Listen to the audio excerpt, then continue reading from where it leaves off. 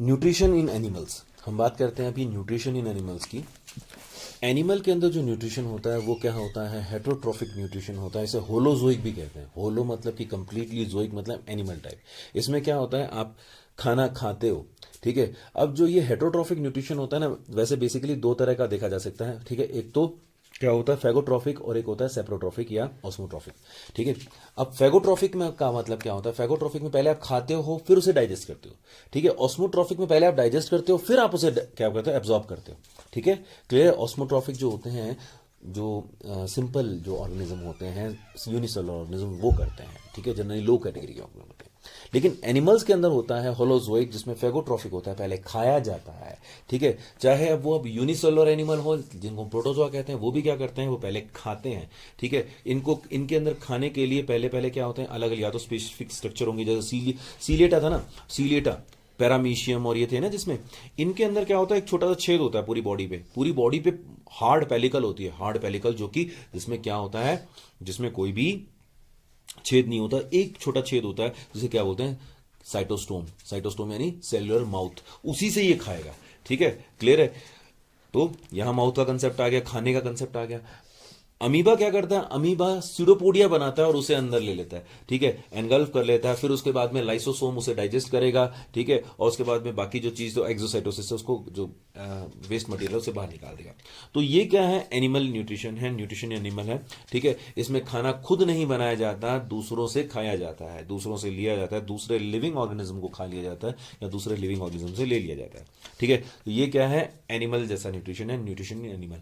अब हम ह्यूमन के अंदर खाते हैं, तो ह्यूमन भी क्या है, एक तरह का एनिमल ही है, तो हमारे अंदर भी यही होगा। तो हमारे अंदर न्यूट्रिशन के कितने पार्ट है बेटा, हमारे अंदर सबसे पहले हम क्या करते हैं, फूड इंजेशन करते हैं, यानी फूड खाते हैं। खाने के बाद में उसका डाइजेशन होता है, डाइजेशन के बाद में उसका क्या होता है, एब्जॉर्प्शन होता है, एब्जॉर्प्शन के बाद में असाइमिलेशन होता है, और उसके बाद में क्या हो जाता है, इजेशन होता है, ठीक है। तो ये 5 स्टेप्स हैं। सबसे पहला प्रोसेस जो होता है वो, अब हमारा सबसे पहला प्रोसेस कौन सा है, इंजेशन, ठीक है। और बाद सबसे लास्ट प्रोसेस कौन सा, इजेशन या डिफिकेशन, जिसको है बाहर निकालने को, वेस्ट मटेरियल को बाहर निकाल देते हैं। अभी पूरा प्रोसीजर करने के लिए हमारी बॉडी में जो सिस्टम होता है उसे कहते हैं डाइजेशन सिस्टम या डाइजेस्टिव सिस्टम।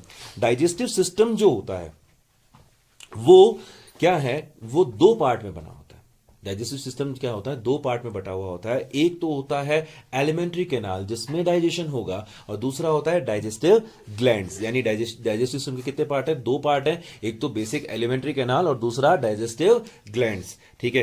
पहला पार्ट कौन सा है, एलिमेंट्री कैनाल। एलिमेंट्री कैनाल के कितने पार्ट, एलिमेंट्री कैनाल क्या होती है, माउथ टू एनस, वो लंबी पाइप है, वो लंबी बहुत लॉन्ग पाइप है, जिसके अंदर डायमीटर अलग अलग जगह पे होता है। माउथ में अलग होगा, ईसोफेगस में अलग होगा, स्टमक में अलग होगा, अलग अलग जगह पे इसका डायमीटर क्या होता है, अलग अलग होता है, ठीक है। समझ में आई बात, यहां तक क्लियर है। अब यहां पर ध्यान रखना कि जो एलिमेंट्री कैनाल है, ठीक है, कईयों के अंदर ऑर्गेनिज्म में एलिमेंट्री कैनाल के अंदर माउथ तो होता है, एनस नहीं होती, ठीक है। ऐसी को क्या बोलते हैं, इनकम्प्लीट एलिमेंट्री कैनाल। जाने का छेद तो है, निकलने का छेद है ही नहीं, तो इनकम्प्लीट है। क्लियर है, समझ में आया। तो ये अब हम बात करते हैं एलिमेंट्री कैनाल की। एलिमेंट्री कैनाल का सबसे पहला जो सबसे आगे का हिस्सा होता है उसे बोलते हैं माउथ, ठीक है। ये माउथ है। माउथ जो है जनरली, अब माउथ की स्ट्रक्चर को देखें तो माउथ किससे घिरा हुआ है, लिप्स से घिरा हुआ है। माउथ एक क्या होता है, एक ऐसा हॉरिजॉन्टल अपर्चर की तरह से होता है। इसकी कोई भी चीज है वो ऊपर और नीचे, इसके ऊपर भी एक अपर लिप होता है, नीचे लोअर लिप होता है। अपर लिप जो है वो, उसके ऊपर एक छोटा सा खड्डा होता है, इसे फिल्ट्रम कहते हैं। इसे क्या कहते हैं, फिल्ट्रम कहते हैं।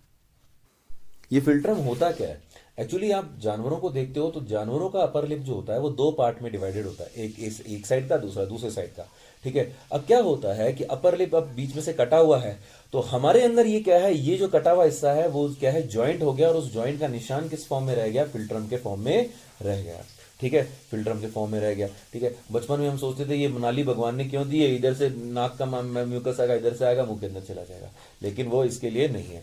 फिर नीचे है लोअर लिप, ठीक है। अब बकल कैविटी के, या सॉरी, लिप्स के चारों तरफ के जो मसल्स होती हैं, ठीक है, इन्हें बोलते हैं ओबिस्क्यूलरिस ओरिस मसल, जो मूवमेंट कराती हैं। अब इतना भारी नाम याद नहीं होना तो याद मत करना, मैंने ऐसे होशियारी मारने के लिए बोल दिया, ठीक है। क्लियर।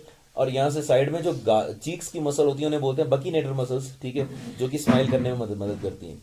इसके बाद में अब अंदर घुसते हैं तो इसके अंदर की कैविटी को क्या बोलते हैं, क्या बकल कैविटी कहते हैं, जनरली बकल कैविटी, क्योंकि इससे हम बकवास करते हैं, ठीक है। ओके, अब ये कैविटी बेसिकली कितने पार्ट में डिवाइडेड होती है, 3 पार्ट में डिवाइडेड होती है। सबसे पहली the cavity between the lips and the teeth, this cavity is called vestibule. Okay, जिसमें खाना खाने के बाद गंदगी फंस जाती है फिर तुम जीभ से निकालते रहते हो, that is called vestibule. Brushing जिसमें करते हो आप, ठीक है, तो ये क्या है, वेस्टिब्यूल कैविटी है। ये कैविटी बहुत काम की है, ठीक है। ये कैविटी हर मतलब जो मैमल है उसमें मिलती है। ये कैविटी काम की क्यों है, क्योंकि आप जब किसी चीज को चबाते हो तो खाना बाहर ना गिर करके किस में गिर जाता है, इस कैविटी में गिर जाता है, और आपका खाना वेस्ट होने से बच जाता है। इसीलिए आप चीजों को चबा सकते हो, ठीक है, और उनका स्वाद ले सकते हो, वरना आप स्वाद नहीं ले सकते थे, ठीक है, क्लियर है। तो ये पहली खास बात आती है। दूसरी खास बात क्या आती है वेस्टिब्यूल की, वेस्टिब्यूल के अंदर, वेस्टिब्यूल जो है पूरी की पूरी वेस्टिब्यूल जो है, ठीक है, ये क्या करती है, फूड को तो बाहर गिरने से रोक ही रही है, टेस्ट में भी मदद कर रही है, ठीक है। अब दूसरी कैविटी आती है, जैसे ही आप अंदर जाते हो, दांतों के अंदर जाते हो, तो इसे ओरल कैविटी कहते हैं, रियल बकल कैविटी कहते हैं, ठीक है। इसके अंदर कितने पार्ट होते हैं बेटे, इसके अंदर सबसे बाहर वाला हिस्सा तो दांतों से बना हुआ है, ठीक है। अंदर क्या है, इसका जो फर्श है, जो इसका फ्लोर है, वो किससे बना होता है, जीभ से, टंग से। इसके ऊपर जो होता है पैलेट होता है, पैलेट 2 होते हैं, एक हार्ड और एक सॉफ्ट, जो पीछे वाला पैलेट होता है, ठीक है। अब इसके अंदर जैसे जैसे आप पीछे जाते हैं, ठीक है, टंग के अंदर क्या होती है, टंग जो होती है बहुत इंपॉर्टेंट है, टंग के अंदर क्या होती है बेटा, टेस्ट बर्ड होती है, जो कि टेस्ट का काम कराती हैं, ठीक है। इसके अलावा टंग मस्कुलर होती है, तो क्या करती है, मैकेनिकल डाइजेशन में मदद करती है, ठीक है। पैलेट जो होता है, पैलेट किसको अलग रखता है, नेजल कैविटी को बकल कैविटी से अलग रखता है, ठीक है। तो ये 2 मेन स्ट्रक्चर थी, ठीक है। पैलेट का लास्ट हिस्सा लटक रहा होता है, ठीक है, इसे बोलते हैं वीलम पैलेटाई, या यूगुला भी कहते हैं इसको, ओके। अब आता है इसके बाद में, अब टीथ की बात करें, टीथ जो है हमारे, वो हम 2 तरह के होते हैं, एक तो होमोडोंट और एक हेट्रोडोंट। होमोडोंट अगर एक जैसे टीथ हो तो बोलेंगे होमोडोंट, ठीक है, जैसे शार्क में होते हैं, पर हमारे टीथ अलग अलग तरह के होते हैं, इसे बोलते हैं हेट्रोडोंट, ठीक है। टीथ की जो है स्ट्रक्चर को या टाइप्स को बताने वाले फॉर्मूला को बोलते हैं डेंटल फॉर्मूला। हमारा डेंटल फॉर्मूला क्या होता है, 2 1 3 3 ना 2 1 2 3 अपॉन 2 1 2 3, ठीक है। ऊपर भी हमारे क्या हैं, 16 दांत है, नीचे भी कितने हैं, 16 दांत है, ठीक है, क्लियर है। तो यहां तक समझ में आ गया। एक्चुअली क्या होता है, हमारे हर जो जॉ है, ऊपर वाला जॉ के आधे हिस्से में जितने दांत होंगे उसे हम क्या कहते हैं, हमारा डेंटल फॉर्मूला कहते हैं, ठीक है। तो ये क्या है, आपको ये समझ में आ गया, आपका डेंटल फॉर्मूला क्या होता है। अब आगे बात करते हैं, अब दांत क्या होते हैं। दांत मैंने बताया हमारे अंदर हेट्रोडोंट होते हैं, हेट्रोडोंट का मतलब हमारे दांत अलग अलग तरह के होते हैं। आगे के 4 दांत होते हैं वो चाकू की तरह काटने का काम करते हैं, इन्हें इंसाइजर कहते हैं। फिर दूसरा जो उसके साइड वाले दांत होते हैं उन्हें कैनाइन्स कहते हैं, ये चीरने फाड़ने का काम करते हैं, छेदने का काम करते हैं, ठीक है। जैसे ड्रैकुला के अंदर जो 2 दांत बड़े होते हैं ना, वो कौन से हैं, कैनाइन है, ठीक है। उसके बाद में प्रीमोलर और मोलर आते हैं, वो क्या करते हैं, चबाने का काम करते हैं, च्यूइंग का काम करते हैं, और फिर उसे पतला सा बना देते हैं, ठीक है, क्लियर है। तो ये हमारे क्या हैं, दांत हैं। अब पीछे और आते हैं, और पीछे आते हैं, तो जो हमारा ये है इसे बोलते हैं फेरिंजियल कैविटी, ठीक है। फेरिंजियल कैविटी कितने पार्ट में डिवाइडेड होती है बेटा, ठीक है। बकल कैविटी के बाद में कौन सी आती है, फेरिंजियल कैविटी आती है। फेरिंजियल कैविटी के अंदर 3 पार्ट होते हैं, एक तो नेजोफेरिंजियल कैविटी, एक बकोफेरिंजियल कैविटी और लेरिंगोफेरिंजियल कैविटी। जिस कैविटी में तुम गरारे कर रहे हो करके, वो लेरिंगोफेरिंजियल कैविटी है, जो किससे कनेक्टेड है, थ्रोट से कनेक्टेड है, विंड पाइप से कनेक्टेड है। जो नाक से, जिससे तुमने नाक से क्या निकाला, जो है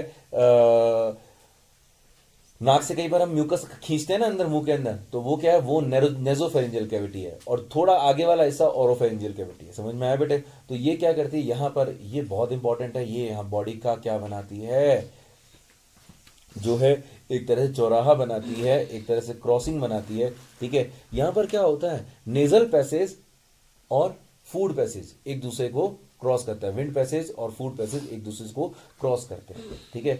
हवा, और इसीलिए कहते हैं कि अब यहां पर पीछे क्या होता है, पीछे इसमें क्या होते हैं, 2 छेद होते हैं, एक विंड पाइप का छेद और एक फूड पाइप का छेद। विंड पाइप के छेद को हम कहते हैं क्या, ग्लोटिस, और फूड पाइप के छेद को हम कहते हैं गलट, ठीक है, गलट। गलट क्या होता है, गलट एकदम बंद ही रहता है, कॉन्ट्रैक्टेड रहता है तो बंद ही रहता है, ठीक है। और ग्लोटिस के ऊपर एक ढक्कन लगा होता है, इसे कहते हैं एपीग्लोटिस। अब क्या होता है, जनरली क्या होता है, जनरली हम नॉर्मली खाना नहीं खा रहे होते तो कौन सा वे होता है, जो एयर पैसेज है वो खुला है, ठीक है, और हवा नाक से होकर ये कहां जाती है, ग्लोटिस में चली जाती है, विंड पाइप में चली जाती है, ठीक है। लेकिन जब हम किसकी बात करते हैं, फूड पाइप की बात करते हैं, ठीक है, तो खाना जब खाते हैं तो माउथ से किस में जाता है, गलट में जाता है। अब ये दोनों रास्ते एक दूसरे को क्रॉस करते हैं, क्या करते हैं बेटा, क्रॉस करते हैं। इसीलिए कहते हैं कि खाना खाते हुए बोलना नहीं चाहिए, क्योंकि जब आप बोलते हो तो विंड पाइप खुल जाता है और खाने का पार्टिकल उसमें चला जाता है, चावल का दाना आपकी विंड पाइप में चला जाता है और आपको जोर से खांसी आती है और चावल का दाना बाहर, ठीक है, क्लियर है। इसलिए खाना खाते समय बोलना नहीं चाहिए, ठीक है। अब खाना खाने के बाद में जब ये क्या है, फूड पाइप क्या है, फूड पाइप का नाम होता है ईसोफेगस। ईसोफेगस किससे जुड़ी होती है, स्टमक किससे जुड़ी है, स्टमक में एसिडिक मीडियम में डाइजेशन होता है, ठीक है। और जो मेजर जो एंजाइम होता है वो प्रोटीन का डाइजेशन करता है। अच्छा हाँ, एक बात तो मैं आपको बताई भूल गया कि मुंह के अंदर क्या होता है, सलाइवरी ग्लैंड्स भी होती हैं जो सलाइवा निकालती हैं, ठीक है। और सलाइवा के अंदर कौन सा एंजाइम होता है, टाइलिन एंजाइम होता है।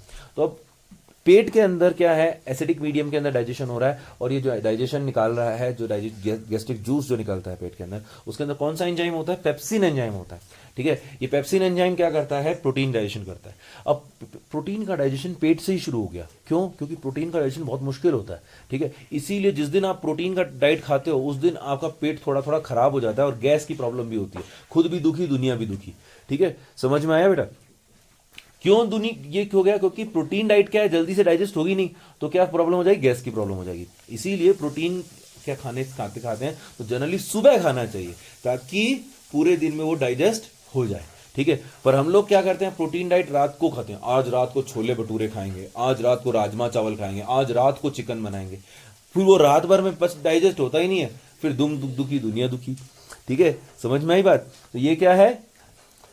अब जैसे स्टमक के अंदर कौन से मीडियम में हो रहा है, एसिडिक मीडियम में। स्टमक से क्या होता है, स्टमक से एक पाइप निकलती है जिसे इंटेस्टाइन कहते हैं। दो तरह की होती है, आगे वाला ऐसा स्मॉल होता है, पीछे वाला लार्ज होता है। स्मॉल इंटेस्टाइन के भी 3 पार्ट होते हैं, क्या होते हैं, ड्यूडिनम, जेजुनम और इलियम, ठीक है।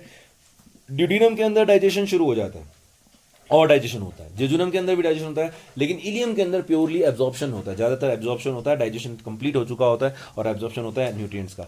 और जो लार्ज इंटेस्टाइन है उसके अंदर सिर्फ पानी का एब्जॉर्प्शन होता है, ठीक है। लार्ज इंटेस्टाइन का लास्ट हिस्सा क्या होता है, हमारा रेक्टम होता है, जिसको हम कॉमन लैंग्वेज में पोटी का ब्लैडर भी कह सकते हैं, ठीक है, क्लियर। और वो लगातार पानी एब्जॉर्ब करता रहता है। अब सोचो कि तुम्हारे अगर, इसीलिए हमारा जो फ्रेश पॉटी बनती है वो कैसी होती है, फ्रेश फीकस मटेरियल होता है, वो कैसा होता है, थोड़ा सा हलवे जैसा होता है, ठीक है, सेमी सॉलिड टाइप का होता है। लेकिन धीरे धीरे क्या उसमें से पानी कौन एब्जॉर्ब कर रहा है, रेक्टम एब्जॉर्ब करता है, तो एकदम टाइट हो जाता है। और ऐसी कंडीशन में उसको बाहर निकालने के लिए हमें जोर लगाना पड़ता है, हम कहते हैं कॉन्स्टिपेशन हो गया इसको, ठीक है। इसीलिए कभी भी जाओ तो टॉयलेट टाइम पे जाना चाहिए। समझ में आ गया बेटा, क्लियर है ये बात, अच्छी तरह से क्लियर हो गई।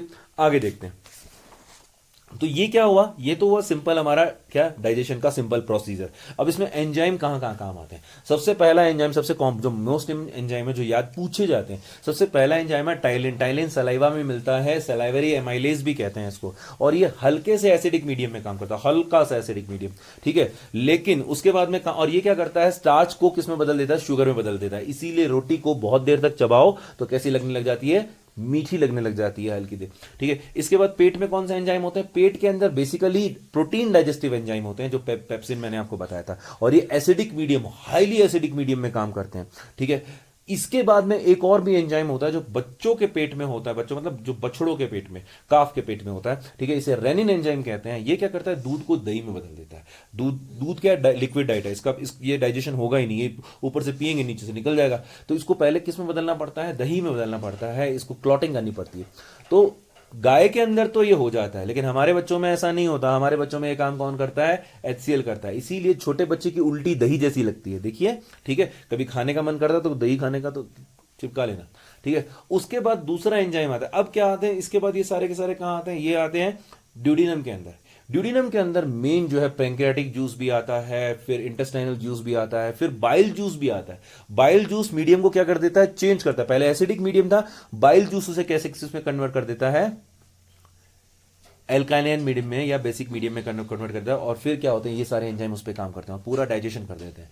डाइजेशन करने के बाद में एब्जॉर्प्शन कहाँ होता है, इंटेस्टाइन के अंदर होता है। इंटेस्टाइन के अंदर एब्जॉर्प्शन होता है। इंटेस्टाइन के बाद में जो चीजें बच गई, जो वेस्ट मटेरियल बच गया, उसे बाहर डिस्चार्ज कर दिया जाता है। तो ये सिंपल सा प्रोसीजर है किसका, डाइजेशन का, जो आपको याद रखना है।